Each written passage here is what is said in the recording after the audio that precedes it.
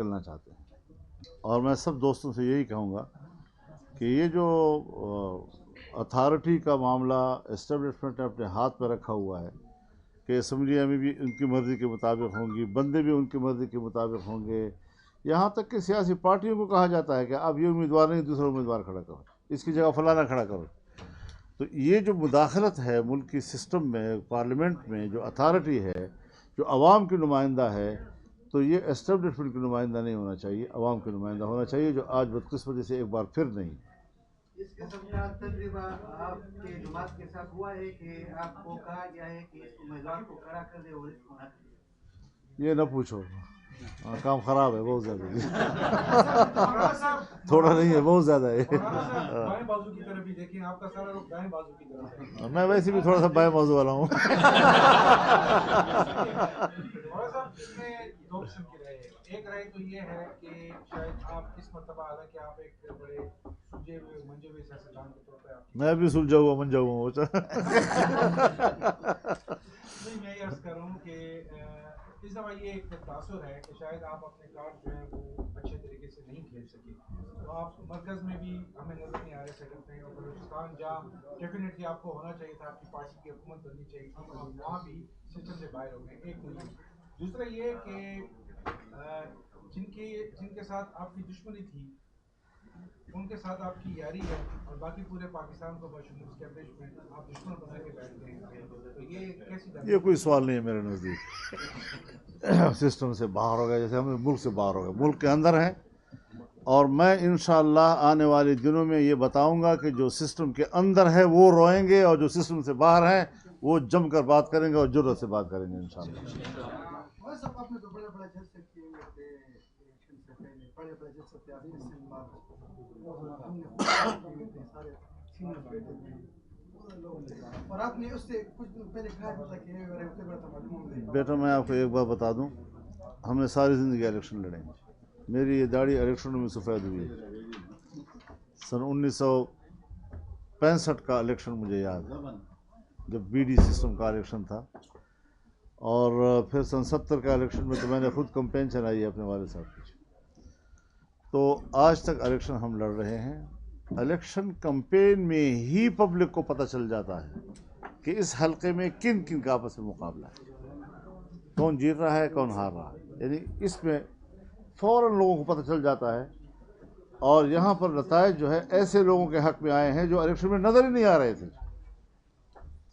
گھروں میں سوئے ہوئے الیکشن سے دستبردار شدہ لوگ وہ کامیاب ہو گئے۔ آپ خود ذرا اندازہ لگائیں یہ کیا الیکشن تھے جی۔ تو اس طریقے سے نہیں ہوگا انشاءاللہ۔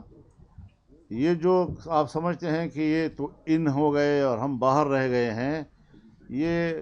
ان ہو کر بھی روئیں گے، ملک نہیں چلے گا ان سے، یہ سسٹم چلنے والا نہیں ہے، یہ کولیپس کر جائے گا۔ اب یہ جو نظام ہے ملک کے اندر کا یہ تو تمام ہو جائے، لیکن مجھے خطرہ ہے کہ ملک کولیپس نہ کر جائے۔ تو ہم نے تو ہمیشہ اس ملک کی بقا و سلامتی اور اس کے استحکام کی جنگ لڑی ہے، اور اس کا صلہ جس طرح پھر اسٹیبلشمنٹ نے ہمیں دیا ہے، اس تمام تر دھاندلی کی ذمہ دار وہی قوت ہے۔ اگر پی ٹی آئی جیتی ہے تو پھر حکومت دے ان کو نا، اور اگر واقعی وہ سمجھتے کہ ہمیں دھاندلی نہیں کی تو پھر 9 مئی کا جو بیانیہ ہے وہ تو دفن ہو گیا نا۔ پھر تسلیم کریں نا کہ قوم نے باغی کو ووٹ دیا جی، اور ہم ایک باغی کو جو ہے صوبے کا وزیر اعلیٰ بنا رہے ہیں، تسلیم کریں پھر اس بات کو جی، پھر شرمانا کس چیز سے ہے؟ مولانا صاحب انتخابات 2024 میں دوبارہ دیکھ رہے ہیں آپ؟ 5 سال بعد ہی ہوں گے۔ اگر تو ان کی مداخلت ہے اور ان کے بغیر نہیں ہے تو پھر تو کوئی فائدہ نہیں ہے اس کا الیکشن کا، ہو بھی تو کوئی فائدہ نہیں، نہ ہو تو بھی کوئی فائدہ نہیں۔ مولانا صاحب آپ کی جماعت کا آج جو اجلاس ہوا ہے KP کا صاحب کا بارہ کا، اس میں فیصلے کیا ہوئے ہیں، اور کسی میدان وغیرہ کا انتخاب کیا ہے کہ کہاں پہ جائے گی؟ دیکھیے اس میں ایک تو ہم نے مرکزی مجلس عاملہ کے فیصلے پر اپنی صوبائی جماعتوں کو اعتماد میں لینا تھا، اور ان کو ذرا ان اسباب و وجوہات سے آگاہ کرنا تھا کہ جس پر ہم نے اس فیصلے پہ آج مجبور ہوئے ہیں، اور دوسرا یہ کہ ہمیں اختیار نہیں تھا دستوری لحاظ سے اپنی پارٹی کی دستور کے حوالے سے کہ ہم یہ فیصلہ کر سکیں کہ ہم پارلیمانی سیاست کریں بھی یا نہ۔ اگر پارلیمان یہ ہو تو پھر اس پارلیمان کی سیاست کرنا کیا فائدہ ہے؟ تو اس حوالے سے جنرل کونسل کے پاس اختیار ہے. تو چاروں صوبوں کا ذرا ان کو اعتماد میں لینے کے بعد پھر جو جنرل کونسل مرکزی ہے ہماری اس کا اجلاس ہوگا اور اس میں اس موضوع پہ بات ہوگی. پھر جنرل کونسل سب سے با اختیار ادارہ ہے, وہ جو فیصلہ کرے گا. کل حلفداری کی تقریب ہو رہی ہے جی یہاں پر جو لوگ ہیں JY وہ کیا حلف دیں گے؟ ہاں, وہ تو ہم نے کہا کہ جب تک ہم پارلیمانی نظام سے لا تعلقی کا اعلان نہیں کرتے تب تک ہمارا پارلیمانی کردار جاری رہے گا. مولانا صاحب ابھی صدارتی الیکشن بھی آ رہے ہیں جس میں آصف علی زرداری بھی امیدوار ہے, تو کیا ان کی حمایت ہو سکتی ہے یا دوسری پارٹی کے امیدوار کی حمایت؟ اصولی فیصلہ ہمارا یہی ہے کہ ہم اس میں کسی قسم کے ووٹ میں حصہ دار نہ ہونے چاہیے. مولانا صاحب یہ بتائیں کہ آپ کہتے ہیں کہ سسٹم چلنے والا نہیں ہے, یہ لوگ نہیں چلا سکتے, تو پھر حل کیا ہے آپ کے پاس؟ غیر ممکن ہے کہ حالات کی گتھی سلجھے, اہل دانش نے بڑے سوچ کے الجھائی ہے.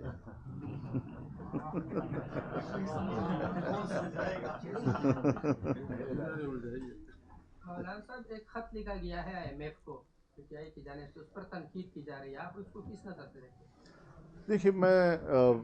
نظریاتی آدمی ہوں, میں IMF کو اتنا انوالو کرنا, ویسے بھی ان کے رویے ہمارے ساتھ اچھے نہیں ہیں. کچھ اقتصادی طور پر ہم اتنے کمزور ہوئے ہیں ماضی میں کہ وہاں پر بھی ہمارے لیے بہت سی مشکلات ہوتی ہیں, بہت سخت شرائط پر وہ ہم سے بات کرتے ہیں. تو اس حوالے سے ہر چند کی یہ مسئلہ ہے.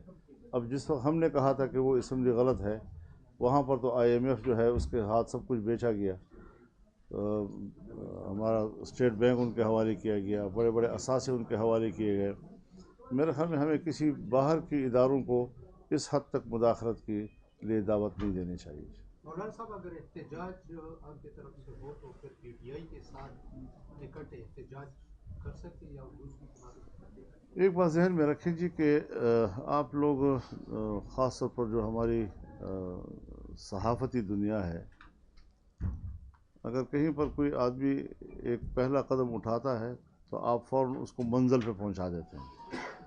حالانکہ منزل میں ابھی کوسوں سفر ہوتا ہے. وہ ضرور تشریف لائے ہیں, ہم نے ان کو خیر مقدم کیا. مہمان کی عزت ہمارا کلچر ہے, ہماری تہذیب و تمدن کا حصہ ہے. لیکن ظاہر ہے کہ اختلافات بھی ہیں, ہمارے تحفظات بھی ہیں ان کے حوالے سے, ان کے نظریات, ان کے ایجنڈے کے حوالے سے, اور ان کے اور ہمارے درمیان کوئی ایک دیوار حائل نہیں ہے بلکہ پہاڑ حائل ہے. ان کو ہم کیسے سر کریں گے, کس طریقے سے ہم تحفظات دور کریں گے. لیکن ایک سیاسی جماعت اور ایک سیاسی کارکن کی حیثیت سے میں یہ ضرور کہہ سکتا ہوں کہ اگر کوئی فریق معاملات کو طے کرنے پہ آمادہ ہے اور وہ سنجیدہ ہیں اس میں کہ ہم جمعیت کے تحفظات کو دور کرنا چاہتے ہیں, تو سیاسی آدمی مذاکرات بھی کرتا ہے, وہ مسئلے کے حل کا انکار بھی نہیں کرتا, وہ ایک منزل تک پہنچنا بھی چاہتا ہے. ہم کوئی بندوق کی سیاست تو نہیں کر رہے, ہم تو دلیل کی سیاست کرتے ہیں, اور اگر ہمیں کوئی مطمئن کر سکتا ہے تو ہم اس میں رکاوٹ بھی نہیں ہے. لیکن ابھی اس میں مرحلہ بہت باقی ہے. فوری طور پر یہ شاید ہم نہ کہہ سکیں کہ ہمارے معاملات طے ہو گئے ہیں. ہاں, کچھ اس کو ہم ایک اچھی شروعات کہہ سکتے ہیں. مولانا صاحب یہ فرمائیں کہ ایک تو آپ نے جیسے فرمایا کہ اجلاس تھا اور ایک اس میں جو پارلیمانی سیاست ہے اس پہ نظر ثانی کی ایک نقطوں میں نقطہ شامل تھا. یہ آج کا جو اجلاس تھا اس میں عمومی رائے, عمومی تاثر کیا پایا گیا؟ دوسری بات یہ کہ جیسے سندھ میں اکٹھے احتجاج کیا جا رہا ہے دھاندلی کے خلاف GDA کے پلیٹ فارم سے, یہاں بھی کل بھی ANP کا جو ہے احتجاج ہے. اس حوالے سے جو متاثرین ہے یا متاثرہ جماعتیں ہیں یا جو دھاندلی کے الزامات لگا رہی ہیں, آپس میں کوئی ہوا ہے, رابطہ ہوا ہے اور کوئی اکٹھا احتجاج کا پروگرام بھی ہے؟ یہ سوال تو ہو گیا ایک دفعہ, لیکن میرا خیال ہے کہ آپ اگر تھوڑی سی ہماری جماعت کی جو اسٹرکچر ہے اس پر خیال کریں. اس وقت تک تو صوبے اپنے اپنے طور پہ احتجاج کا طریقہ کار طے کر رہے ہیں. تو سندھ میں ایک انداز سے ہوگا, بلوچستان میں کوئی اور انداز سے. یہاں مرکز کا اجلاس جب ہوگا اور اس میں جو طے ہوگا اس کے مطابق پورے ملک میں یکساں ہمارا ایکشن ہوگا اور اس حوالے سے ہمارے اقدامات ہوں گے۔ تو مولانا صاحب یہ مرکز میں حکومت سازی کے حوالے سے یا بلوچستان میں حکومت میں شمولیت جلوائی کے حوالے سے کچھ رابطے ہوئے آپ کی جماعت کے ساتھ؟ سیاسی لوگ رابطے تو کرتے ہیں، رابطے تو ایسی چیز نہیں ہے کہ جو سیاست میں نہیں ہوا کرتے، لیکن ہماری پوزیشن بڑی واضح ہے کہ ہم کسی حکومت میں شامل نہیں ہونا چاہتے۔ ہمیں سسٹم سے باہر نہیں کیا گیا ہے، بلکہ ہم نے سسٹم سے باہر رہنے کا فیصلہ کیا ہے۔ مولانا صاحب اسیسمنٹ تو کیا ہوگا خیبر پختونخوا اسمبلی میں اور قومی اسمبلی میں کتنے ممبران ہیں جو آپ کے بنتے ہیں فارم 45 کے مطابق، یعنی آپ جیت چکے ہیں، آپ سے لیے گئے ہیں، آپ نے اپنے اسیسمنٹ کے مطابق کتنے ہوں گے؟ میں نے تو ابھی اس سوال کا جواب نہیں سوچا، ورنہ میں ابھی حساب کتاب کروں گا آپ کے کہنے کے بعد۔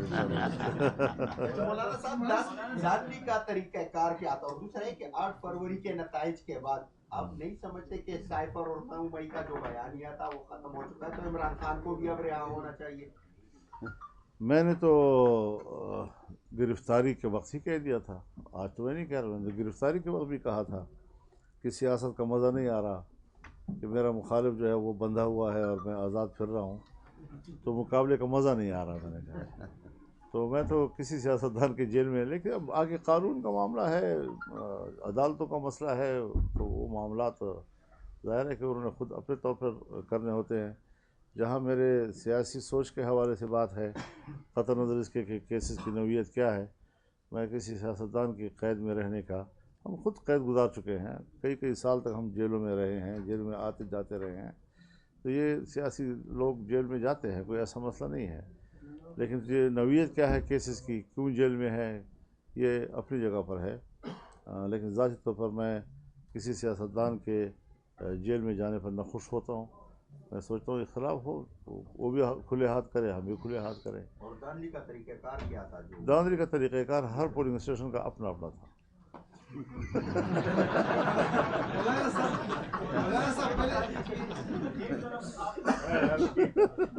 نہیں پولنگ اسٹیشن کا مولانا صاحب اس سے پہلے آپ جلسے میں ایک بات کیا کرتے تھے کہ کچھ لوگ آپ کے پاس بیگ لے کے آئے، لیکن آپ نے ان کی بات نہیں مانی، پھر آپ کو تنہا کر دیا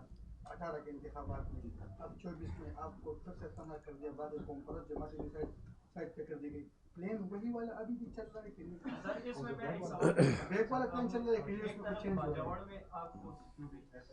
ہے، آپ کی جماعت سے حملے بھی ہوئے تھے، وہ تو پھر داعش نے مان لیا تھا کہ ہم کر رہے ہیں، پھر دین خان میں آپ پر نامعلوم افراد کی جانب سے فائرنگ ہوتی رہی، آپ کو تنگ کرتے رہے، کیا اس سے ہم یہ تاثر لے سکتے ہیں کہ جان بوجھ کے یہ لوگ یہ کرتے رہے کہ آپ حکومت میں نہ رہے؟ اور طرفہ تماشا یہ ہے کہ الیکشن جب گزر گیا اس کے بعد کوئی تھریٹ نہیں تو یہ سارا آپ خود اندازہ لگائیں کہ کس طریقے کو اپنایا گیا، کہاں پر کیسے طریقے اپنائے گئے، کہ ہمیں گھر سے باہر نکلنے کی اجازت نہیں ہے، جس کو کامیاب کرانا ہے ان کے ساتھ گاڑیاں رکھ کر وہ علاقوں میں جاتے ہیں کہ جہاں آدمی سوچ بھی نہیں سکتا، تو ان کو پبلک سے ملنے کے مواقع مہیا کیے جا رہے ہیں، ان کو سہولتیں مہیا کی جا رہی ہیں، ہمیں کہا جا رہا ہے کہ آپ نے پبلک میں نہیں جانا، آپ کے لیے خطرہ ہے، گئے تو پھر ہم اس کے ذمہ دار نہیں ہوں گے۔ تو اس قسم کی چیزیں جو ہے یہ سارے وہی حربے ہوتے ہیں کہ آپ کو کس طریقے سے ناکام بنایا جاتا ہے اور کس طریقے سے آپ کے خلاف اتھارٹیز کو استعمال کیا جاتا ہے، یہ وہی چیزیں ہیں جو یہ ایک سوال کے جواب دیں کہ آپ نے کہ ہم ہر قسم کے انتخابات کے تعلق رہیں گے جو پارلیمنٹ میں ہو رہے ہیں۔ خیبر پختونخوا میں کل اسمبلی کا اجلاس ہے، تو جو اپوزیشن کی سائڈ کی جماعتیں ہیں ان سے بھی آپ تعلق رہیں گے، اپوزیشن لیڈر کے الیکشن میں بھی حصہ نہیں لیں گے، وہ وزارت حالت ہے اس میں بھی نہیں رہیں گے، اس قسم سے؟ جی ہاں ایسا ہی ہے انشاءاللہ۔ میں ایک بات اور بھی آپ سے عرض کر دینا چاہتا ہوں، میں نے ابھی دوستوں سے بھی کہا کہ مسئلہ کیا ہے، یعنی ہم کس کے لیے پرابلم ہیں، یہ تو ہم تسلیم نہیں کرتے کہ ہمیں پبلک نے مسترد کیا ہے، ہمیں اپنے حجم کا بھی پتہ ہے، میں کوئی یہ نہیں کہتا کہ میں 100-200 سیٹیں جیتنے کی پوزیشن میں ہوں، لیکن اپنی جو حق ہے میرا اس کا اندازہ مجھے ہے کہ کس حد تک ہمیں کامیابی حاصل ہونی چاہیے، لیکن تکلیف کس کو ہے۔ اگر ہم اسلام کی بات کرتے ہیں، اسلامائزیشن کی بات کرتے ہیں، اسلامی قانون سازی کی بات کرتے ہیں، تو یہ کس کے لیے پرابلم ہے؟ اگر ہماری بڑی طاقت اسمبلی میں جاتی ہے تو پھر ہماری یہ نظریہ کس کے لیے مشکل پیدا کر رہا ہے؟ میرے خیال میں اس مسئلے کو ہمیں جانچنے کے لیے پاکستان کی تاریخ کو بھی سامنے رکھنا ہوگا کہ ہمارے اسٹیبلشمنٹ، ہمارے حکمران اول سے لے کر آخر تک اس ملک میں کسی طرح کی اسلامی قانون سازی کے حوالے سے تیار نہیں ہوئے، اور آج بھی ان کو یہی خطرہ ہے کہ یہ آواز جو ہے یہاں دبا دی جائے کسی طریقے سے، تاکہ یہ روز روز اسمبلیوں کے اندر جو ہے اپنی عددی قوت کی بنیاد پر اپنے نظریے کی بات نہ کر سکیں۔ دوسری بات یہ ہے کہ آپ بھی یہ جانتے ہیں کہ 9/11 کے بعد پاکستان میں جو تحریک ہم نے چلائی، اس نے صرف پاکستان میں نہیں بلکہ برصغیر اور جنوبی ایشیا میں اینٹی امریکنزم پیدا کیا،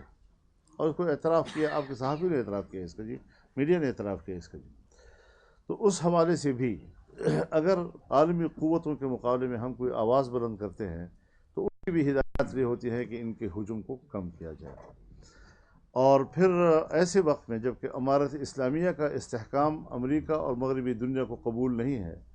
اور پاکستان افغانستان کو لڑانے کے لیے منصوبہ بندی بھی کی جا رہی ہے، اور اس بیچ میں ہم آتے ہیں اور دونوں ملکوں کے تعلقات کو بہتر بنانے میں کردار ادا کرتے ہیں، تو ظاہر ہے کہ اس کا نتیجہ افغانستان کے استحکام بھی ہوگا، پاکستان کا استحکام بھی ہوگا۔ یہ بھی ان کی نظر میں کھٹک رہا ہے کہ یہ پارٹی ہے کہ اس کو اتنا بڑا کردار نہ دیا جائے کہ وہ افغانستان کے اندر امارت اسلامیہ کے استحکام کا ذریعہ بنے۔ ایسے موقع پر جب کہ ساری امریکہ اور مغربی دنیا اسرائیل کی پشت پہ کھڑی ہے، اور فلسطین اور اسرائیل کی لڑائی ہوئی اور ہم کھل کر میدان میں آئے، ہم نے جلسے کیے، پشاور کے بڑے جلسے میں ان کے نمائندے کو بلایا،